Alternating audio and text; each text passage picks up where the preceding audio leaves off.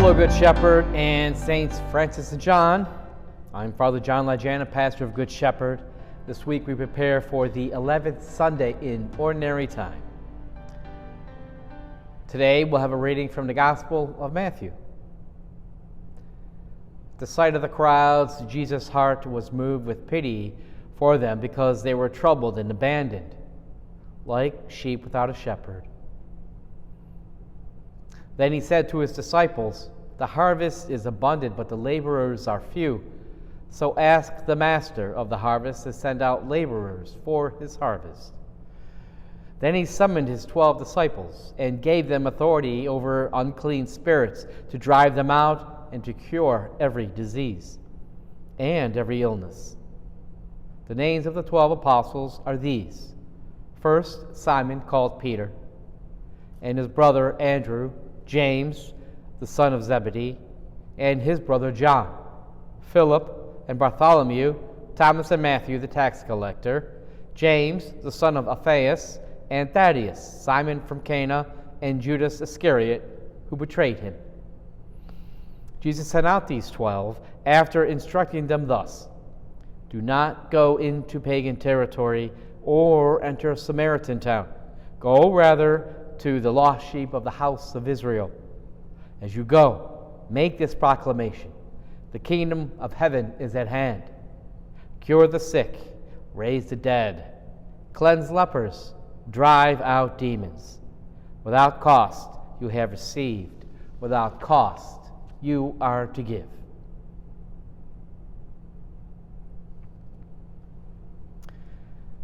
In those days, if you notice, the instructions were to the people of Israel, not to just anybody.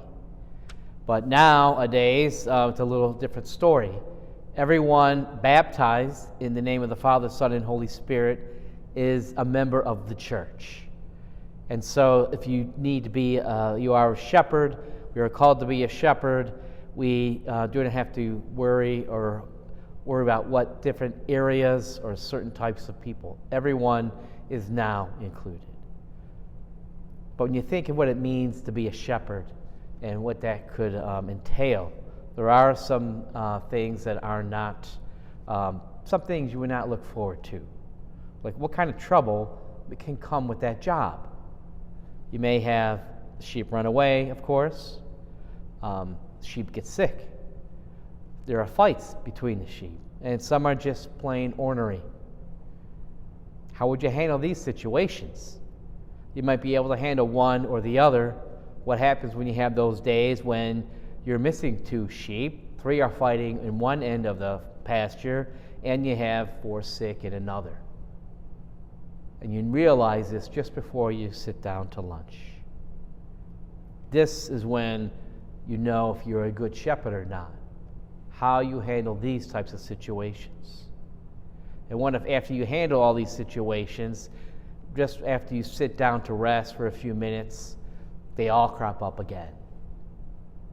Or in the middle of the night while you're sleeping, something happens. And so when you think of being a shepherd, we have to think of always being watchful, or maybe doing many things at once, and have to prioritize.